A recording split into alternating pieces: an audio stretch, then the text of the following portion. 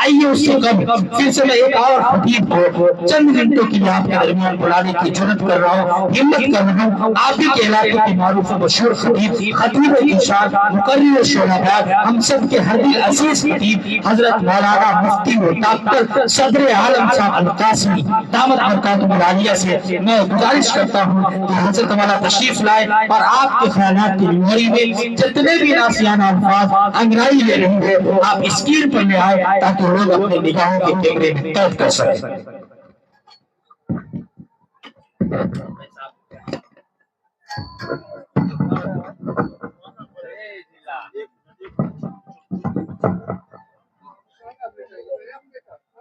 Eso kemana sih?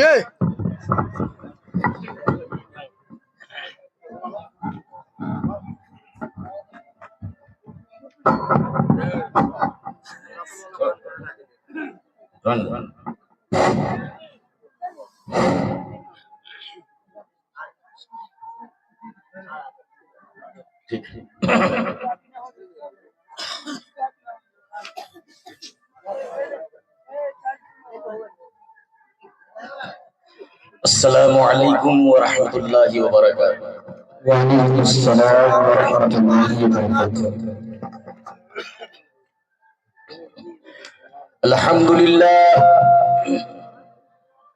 अल्हम्दुलिल्लाह नहमदुहु व नस्तईनुहु व नस्तगफिरुहु व नु'मिनु बिही व नतवक्कलु अलैहि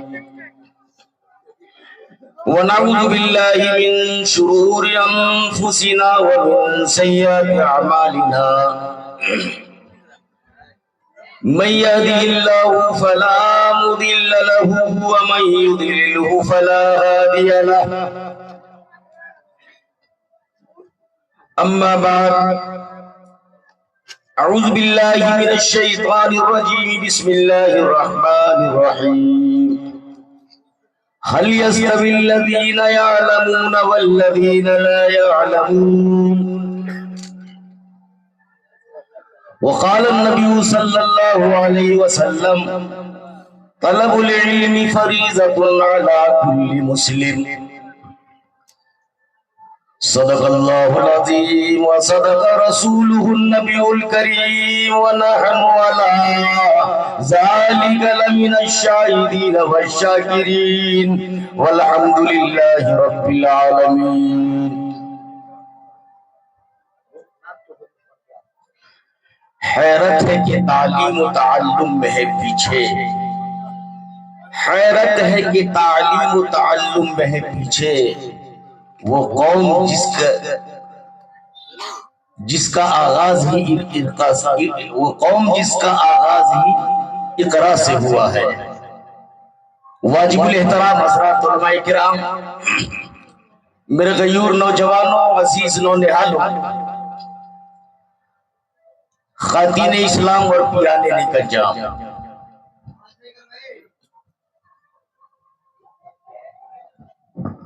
वक्त की नज़ाकत दामनगीर है, इसलिए बर मौजू थोड़ी देर गुफ्तगू करके अपनी बात मुकम्मल करना चाहूंगा। इस बात की गुजारिश के साथ अपनी बात का आगाज करना चाहता हूं कि जो कुछ भी गुफ्तगू की जाए इंतहाई मतानत व संजीदगी का मुजाहरा किया जाए और अल्लाह रब्बुल इज्जत से दुआ किया जाए कि अल्लाह रब्बुल इज्जत हमें सही कहने और हम सारे लोगों को उस पर अमल करने की तौफीक अता फरमाए। बिरादरान मोहतरम, इस बात का बरमला मैं एतराफ करता हूं कि एक ऐसा दौर है, ये तालीमी दौर है।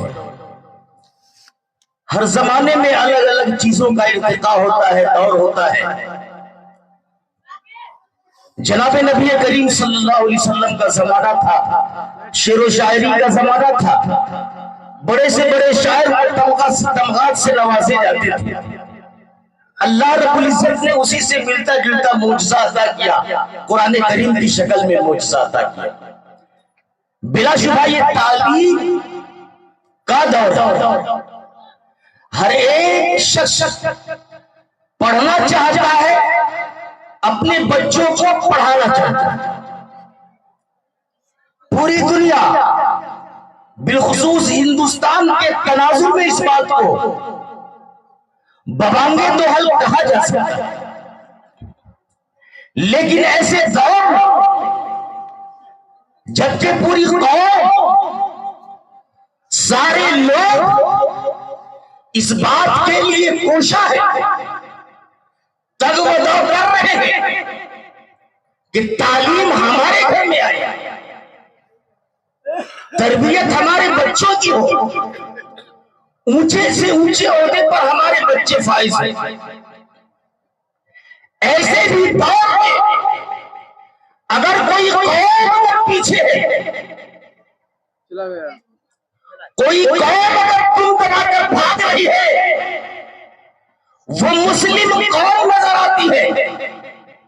यहूदियत को देखिए, ईसाइयत को देखिए, हिंदुइज्म को देखिए, तमाम मज़ाहिब के लोग इल्म की तरफ कोशा है, अपने बच्चे को पढ़ाना चाहते हैं, स्कूल भेजना चाहते हैं, कॉलेज भेजना चाहते हैं, यूनिवर्सिटियों की डिग्री दिलाना चाहते हैं, लेकिन अगर कोई कौम पीछे है इस लाइन में तो वो मुस्लिम कौम है। लोगों, बड़े इस्तेजाब का मकाम है। कुरान करीम ने उस जमाने में ऐलान किया था,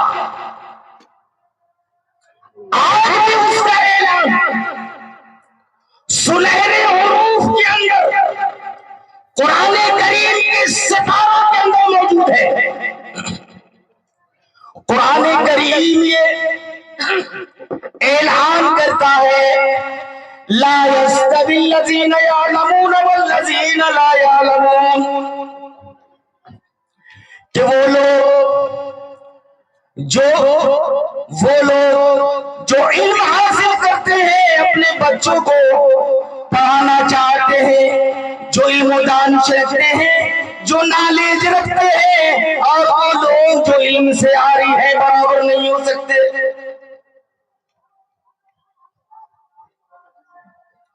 जो लोग नॉलेज रखते हैं, इल्म रखते हैं, इल्म से बराबर है, साइंस और टेक्नोलॉजी का ज्ञान है, कुरान की मारिफत रखते हैं, और वो लोग जो उलूम से जिनका ज़हन और दिमाग खाली है बराबर नहीं हो सकते।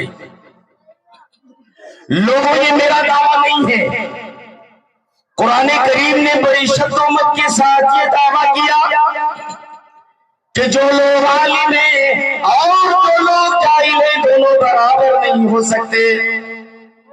जिनके पास नॉलेज है, जिनके पास इल्म है, जो इल्म से बराबर है, और जो लोग इल्म से बेबहरा है, दोनों बराबर नहीं हो सकते। दोनों को एक लाइन में खड़ा नहीं किया जा सकता।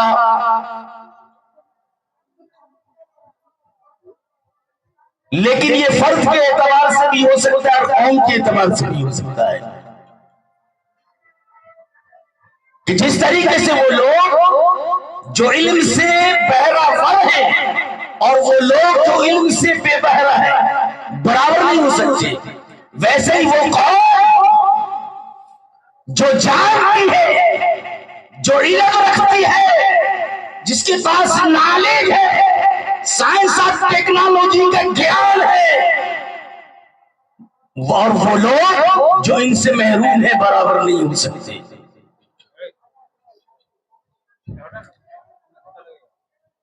आप जानते हैं ब्रिटानिया दुनिया की तारीख के नक्शे में बहुत छोटा नजर आता है। महज 600 मील का फासला उसके मुल्क की मसाफत है, लेकिन उसने पूरी दुनिया पे हुकूमत किया, 200 साल तक हुकूमत किया। किसी और वजह से नहीं किया। इनके पास इल्म था, इनके पास साइंस थी, इनके पास टेक्नोलॉजी था।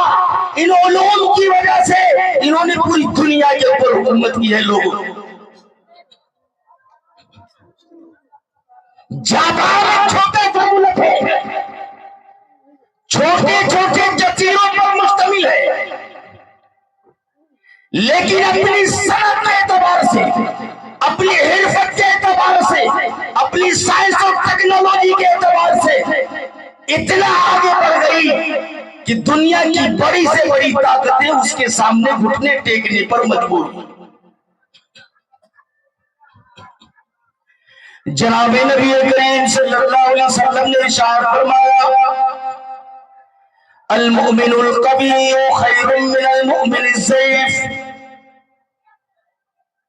कि वो ईमान वाला जो ताकतवर है उस ईमान वाले से जो कमजोर है बेहतर है। जनाब नबी करीम सल्लल्लाहु अलैहि वसल्लम ने फरमाया कि वो ईमान वाला जो ताकतवर है वो उस ईमान वाले से जो कमजोर है बेहतर है।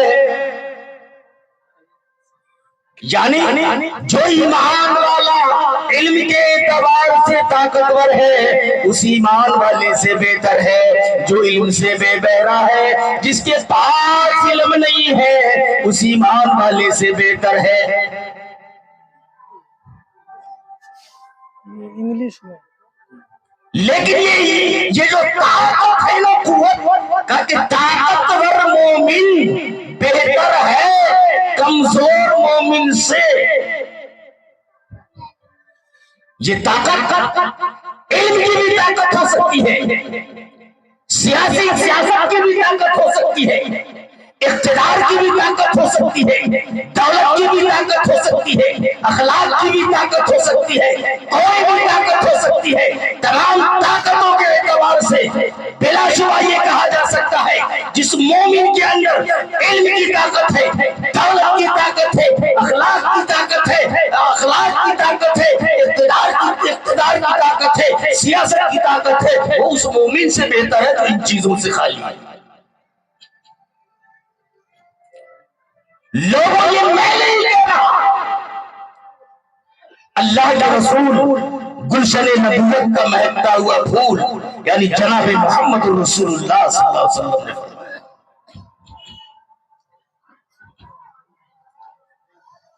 आप जानते हैं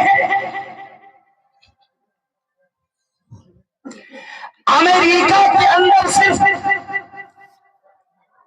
2 से 3% यहूदी है, लेकिन वो यहूदी अपनी ताकत की बदौलत, इल्म और तवानाई की बदौलत अमेरिका के तमाम कलीदी होने पर अगर कोई प्रावधान है बैठा हुआ है तो पहले होगा। लिखा है कि 60% ओहदे के ऊपर यहूदियों का कब्जा है। अमेरिका जो इतना ताकतवर मुल्क है, जिसकी साइंस इतनी मजबूत, जिसकी टेक्नोलॉजी इतनी मजबूत, जिसकी सनतें इतनी मजबूत, लेकिन तमाम चीजों के ऊपर 60% अगर कब्जा है तो अहले यहूद का कब्जा है। लोगों ये क्या है, इनकी वो ताकत थी। जितने भी नोबेल पुरस्कार मिले हैं पूरी दुनिया के अंदर, दुनिया का जो सबसे बड़ा अवार्ड है वो नोबेल है। नोबेल पुरस्कार मिले हैं, उन तमाम अवार्ड पाने वालों में सबसे ज्यादा यहूदी है। लोगों साइंस उसके कब्जे में है, टेक्नोलॉजी उसके कब्जे में है, मीडिया उसके कब्जे में है, बैंकिंग उसके कब्जे में है। सारी चीजों पर अगर कोई काबिज है वो यहूद है। यही वजह है कि पूरा का पूरा मगरिब यहूदियों के पुष्ट पे खड़ा है। लोगों दूर जाने की जरूरत नहीं है। खुद अपने इस मुल्क हिंदुस्तान के अंदर ब्राह्मणों की तादाद सिर्फ 3 से 5% है। कितनी है? 3 से 5% है। और सरकारी मुलाजमतों में उसे कोई रिजर्वेशन भी हासिल नहीं, कोई रिजर्वेशन हासिल नहीं है। लेकिन ब्राह्मणों के उलूम की जो बुलंदी है, उनकी जो मेहनतें हैं, उनकी जो काविशें हैं, कि हुकूमत चाहे जिसकी भी हो, चाहे कोई भी पार्टी आए, लेकिन हुकूमत को कंट्रोल करने वाला अगर कोई जवाब है तो ब्राह्मणों का है। मैं कोई अमेरिका इंग्लैंड की बातें नहीं कर रहा, मैं अपने हिंदुस्तान की बातें कर रहा हूं। 2-3% की तादाद अपने इल्म की बदौलत, अपने शऊर आगाही की बदौलत हुकूमत को कंट्रोल करने का इक़्तिदार किसी के पास है तो वो ब्राह्मणों का दिमाग है। लोगों क्यों? इसलिए जो उन्होंने इल्म पर तवज्जो दी है, तालीम पर तवज्जो दी है, अपने बच्चों को पढ़ाया है। इसलिए लोगों, अगर हमें इस मुल्क में रहना है, रहना है, जिंदगी गुजारना है, तो हमें पढ़ना होगा, बच्चों को पढ़ाना होगा, अपने आप बच्चों को पढ़ाना होगा। अगर जब तक हमारे घरों में तालीम नहीं होगी, हमारे बच्चों में इल्म की रोशनी नहीं होगी, हम आगे नहीं बढ़ सकते।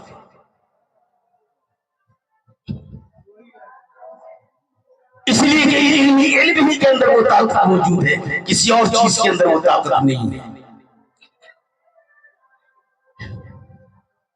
अभी आपने पेशवा मुकर्री साहब ने सुना था कि जितनी भी सर्वे रिपोर्टें आ रही हैं, चाहे सचर कमेटी की रिपोर्ट हो या कोई रिपोर्ट हो, उसमें एक बात वाज़ेह तौर से नजर आती है कि नाखानगी की जो शरह है सबसे ज्यादा मुसलमानों की, सबसे कम पढ़ने वाली तादाद जो है मुसलमान कौम की है।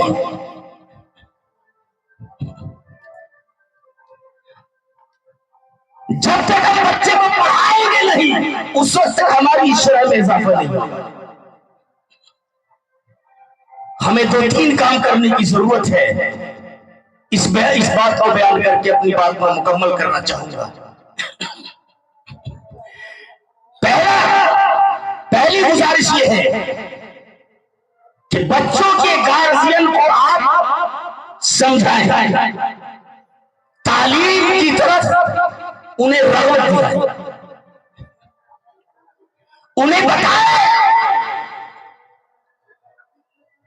कि हमारे दीन मज़हब की इब्तिदा पढ़ने से हुई है, इक़रा से हुई है। फिर क्या बात है, सारी दुनिया पढ़ रही है, सारी दुनिया बच्चों को पढ़ा रही है, हम पीछे।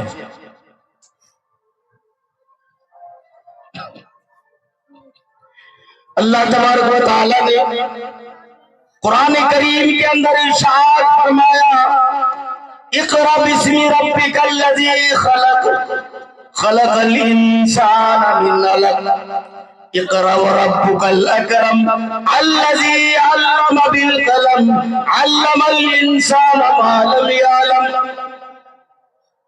कायनात का पैदा करने वाला मालिक इरशाद फरमाता है, इक़रा बिस्मि रब्बिकल लज़ी खलक़, पढ़ो उस रब के नाम से जिसने कायनात को पैदा किया। खलक़ल इंसाना मिन अलक़, जिसने इंसान को पैदा किया, लोथरे से पैदा किया। इक़रा व रब्बुकल अकरम, पढ़ो उस रब के नाम से जो बड़ा करीम है। अल्लमल इंसाना मा लम यअलम, इंसान को वो सिखाया जो वो नहीं जानता था। ये पहली बात आयतें जनाब नबी करीम सल्लल्लाहु अलैहि वसल्लम के ऊपर उतरी। गोया हजरत जिब्राइल ने बताया,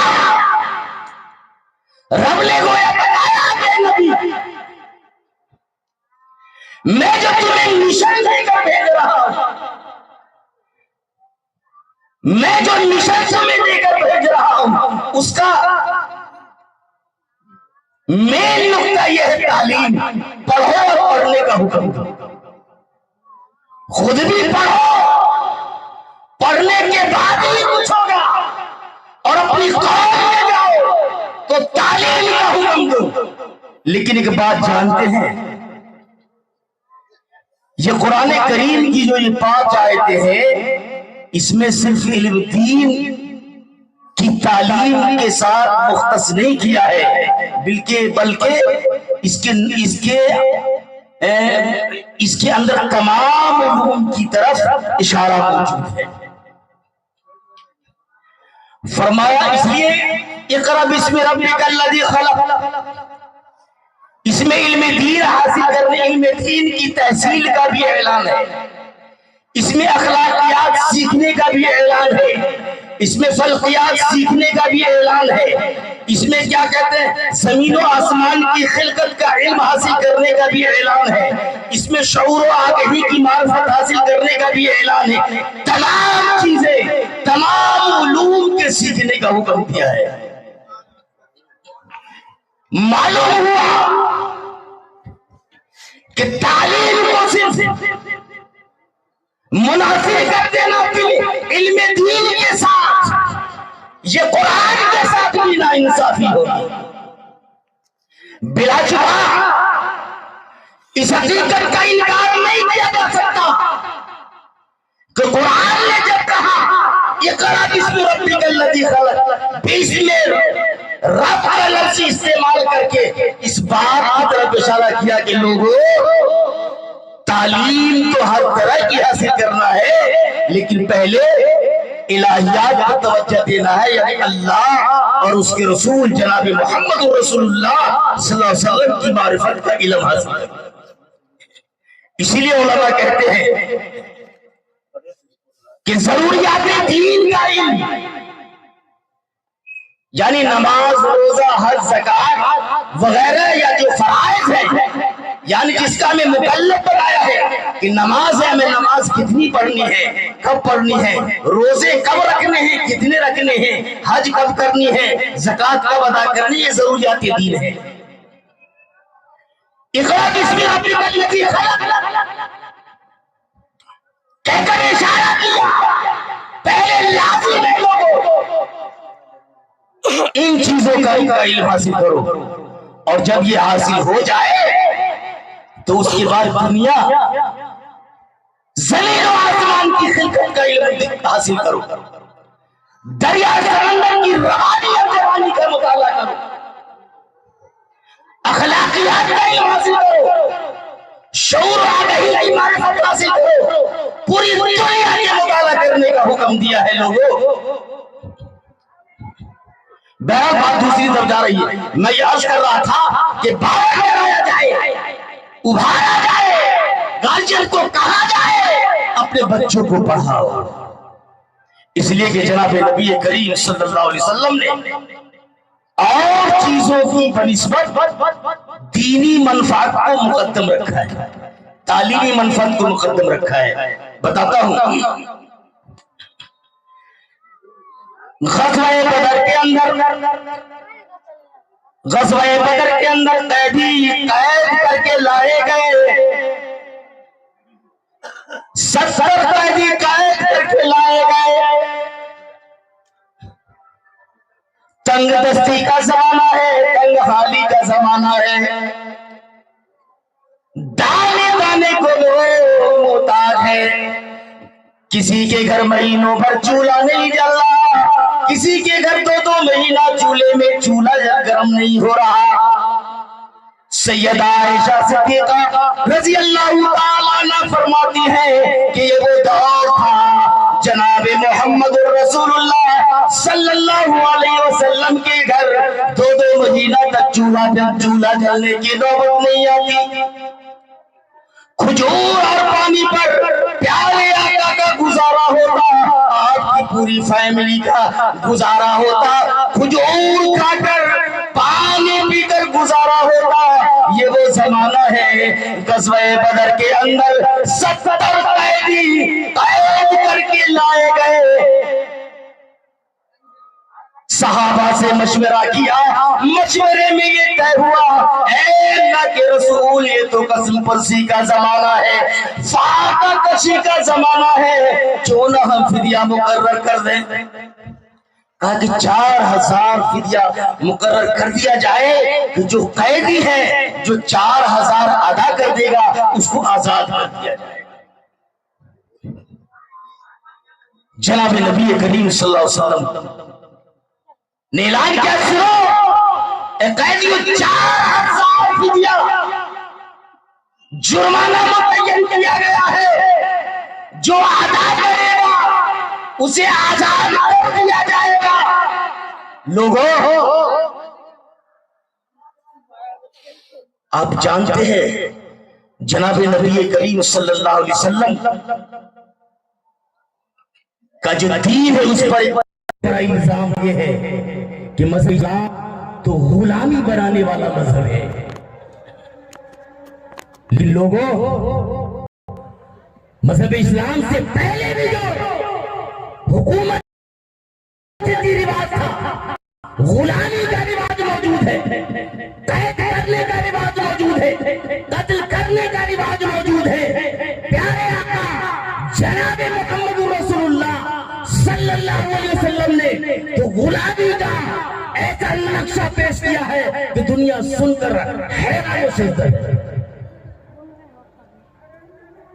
गुलामों को तकसीम कर दिया जाता मुजाहिदीन में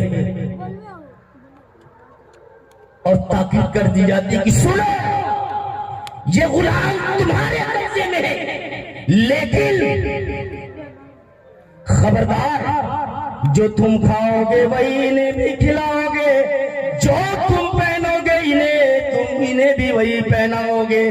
जरा बराबर भी तुम्हें तकलीफ देने की जरूरत नहीं है। प्यारे आका जनाब मोहम्मद रसूलुल्लाह सल्लल्लाहु अलैहि वसल्लम, हाय रे तेरी रहीमी और करीमी पर कुर्बान, कितना रहम दिल है, वाकई तू रहमतुल लिल आलमीन है। अपने तो क्या गुलामों के लिए भी फरमाया कि खबरदार, जरा बराबर भी तकलीफ न हो। ये तो उसकी क्या कहते हैं विरासत में मिली थी गुलामी, लेकिन गुलामी क्या चीज है उसका एक अलग सा नक्शा पेश किया है। बहरहाल मैं ये अर्ज कर रहा था कि जनाब नबी करीम सल्लल्लाहु अलैहि वसल्लम ने ऐलान किया कि 4000 दिरहम जो अदा कर देगा उसे आजाद कर दिया जाएगा। लोगों, जनाब नबी करीम सल्लल्लाहु अलैहि वसल्लम ने कहा, सुन लो, चूंकि कैदी जो लाए गए थे 70 उसमें से गुटपगड़ा पढ़े लिखे थे। अरे वो जमाना था तो जिहालत का जमाना था। फुतूहुल बिल्दान में लिखा है कि जनाब नबी करीम सल्लल्लाहु अलैहि वसल्लम की जो बेइज्जत हुई उस वक्त 12 लाख की तादाद मक्के मुकर्रमा के अंदर लोगों की थी, उसमें 14 या 15 आदमी तालीम याफ्ता थे। अब समझ जाइए कितने लोग पढ़े लिखे होंगे। जनाब नबी करीम सल्लल्लाहु अलैहि वसल्लम ने कहा, क्या वो कैदियों सुनो, तुम में से जो लोग पढ़ना लिखना जानते हो, तुम में से जो लोग नॉलेज रखते हो, जिनमें से जो लोग तालीम याफ्ता हो, उसके लिए मैं खुशखबरी सुनाए देता हूँ। तुम में से जो लोग पढ़े लिखे हैं उसका फिदिया ये है कि हमारे मुसलमान बच्चों में से 10 बच्चे को जो पढ़ा देगा उसका यही फिदिया है, कोई और जुर्माना अदा नहीं करना पड़ेगा, उसे आजादी मिल जाएगी। क्या कहा कि जो पढ़े लिखे हो मेरे 10 मुसलमान बच्चे को पढ़ा दोगे 4000 माफ, 4000 माफ, आजाद कर दिया जाएगा। लोगों इंसाफ से बताओ, ये वो जमाना है खाने खाने को साहबा परेशान होता थे, प्यारे बच्चा थे, ये बात कर सकते थे कि नहीं 4000 देना है तो देना है, कोई रियायत नहीं की जाएगी। लेकिन जनाबे मोहम्मद रसूलुल्लाह सल्लल्लाहु अलैहि वसल्लम ने मादी मनफियत के ऊपर तालीमी मनफियत को तरजीह दी। मादी मनफियत के ऊपर तालीमी मनफियत को तरजीह दी और क्या किया, जो पढ़ा देगा वो आजाद कर दिया जाएगा। बस एक रिवायत और मुकम्मल करके अपनी बात मुकम्मल करूंगा। फिर दूसरा मशवरा यह है कि अगर आपके पास नौनिहाल है, पढ़ा लिखा रहे, आपके पास अगर औलाद नहीं है, लेकिन अल्लाह तबारक व तआला ने आपके पास मालो दौलत दिया है, तो आप किसी दूसरे बच्चे को किफालत में ले लीजिए। आपके अगर भाई के पास बेटा है, पढ़ाने की सलाहियत नहीं है, उसका जिम्मा ले लीजिए। आपके रिश्तेदार में कोई ऐसा बच्चा है, वो पढ़ाने की सकत नहीं रखता है, उसको किफालत में ले लीजिए। ये भी कार्य सवाब और सदका जारिया है। जनाबे नबी करीम सल्लल्लाहु अलैहि वसल्लम, बस 1 मिनट और बर्दाश्त कर लीजिए, बात मुकम्मल करूंगा। जनाबे नबी करीम सल्लल्लाहु अलैहि वसल्लम, नबूवत से पहले का वाकया है। जनाबे नबी करीम सल्लल्लाहु अलैहि वसल्लम के चचा अबू तालिब क्या थे, कसीरुल औलाद थे लेकिन गरीब थे। चचा अबू तालिब कसीरुल औलाद थे लेकिन गरीब थे। वहीं पर एक चचा हजरत अब्बास अमीर थे। जनाबे नबी करीम सल्लल्लाहु अलैहि वसल्लम के पास भी मालो दौलत की उस वक्त कमी नहीं थी, इसलिए कि जनाबे नबी करीम सल्लल्लाहु अलैहि वसल्लम की शादी जब हजरत खदीजा से हुई, हजरत खदीजा मक्के की मालदार औरतों में से थी। जब आपकी ज़ौजियत में आ गई, आप सल्लल्लाहु अलैहि वसल्लम के पास ही माल की कमी नहीं रही। प्यारे आका जनाबे मोहम्मद रसूलुल्लाह सल्लल्लाहु अलैहि वसल्लम ने अपने चचा हजरत अब्बास से कहा कि चचा हुजूर, अपने जो चचा अबू तालिब हैं वो कसीरुल औलाद हैं, उनके पास मालो, वो गरीब हैं, उनके पास मालो दौलत की बहुत ज्यादा, उनके पास मालो दौलत नहीं है, गरीब है। क्या अच्छा होता है कि उन बच्चों की किफालत की जिम्मेदारी हम ले लेते। हजरत अब्बास ने कहा बहुत अच्छा तुम्हारा मशवरा है। जनाबे नबी करीम सल्लल्लाहु अलैहि वसल्लम हजरत अब्बास को लेकर हजरत अबू तालिब के पास तशरीफ ले जाते हैं। हजरत अबू तालिब से अर्ज किया कि चचा हुजूर, हम लोगों ने ये फैसला किया है कि आप कसीरुल औलाद हैं, आपके बच्चे की किफालत की जिम्मेदारी लेना चाहते हैं, आपकी क्या राय है। हजरत अबू तालिब ने इस राय को कबूल किया। चुनांचे हजरत अली करमल्लाहु वजह को जनाबे मोहम्मद रसूलुल्लाह सल्लल्लाहु अलैहि वसल्लम की किफालत में दे दिया। हजरत जाफर को हजरत अब्बास की किफालत में दे दिया। और हजरत अकील, जिसको अबू तालिब दिलो जान से मानते थे, उसको अपने पास रखा, लोगों किफालत में लिया। आप जानते हैं हजरत अली करमल्लाहु वजह को हुजूर अकरम सल्लल्लाहु अलैहि वसल्लम ने किफालत में लिया, पढ़ाया, लिखाया, तालीम तरबियत की, अच्छी तरबियत की, पूरे तरीके से फिट कर दिया। यही नहीं, इतना माना कि आखिर बिलाखिर अपनी चहेती लफ्ज़ जिगर सैयदा फातिमा ज़हरा रज़ी अल्लाह ताला से उसका निकाह कर दिया। लोगों, प्यारे आका की जिंदगी ये भी हमारे लिए उसवा है।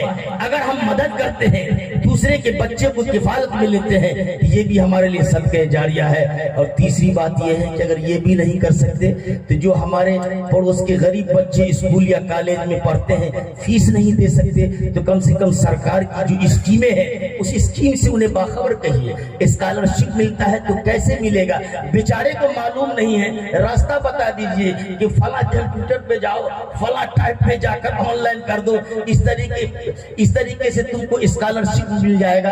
एक महदूद तरीके से सरकार ने उसका इंतजाम किया है। आपकी मदद से वो मसला आसान हो सकता है। अल्लाह तबारक व तआला हमें फरोग़ तालीम की तौफीक अता फरमाए। वाखिर दावाना अल्हम्दुलिल्लाहि रब्बिल आलमीन।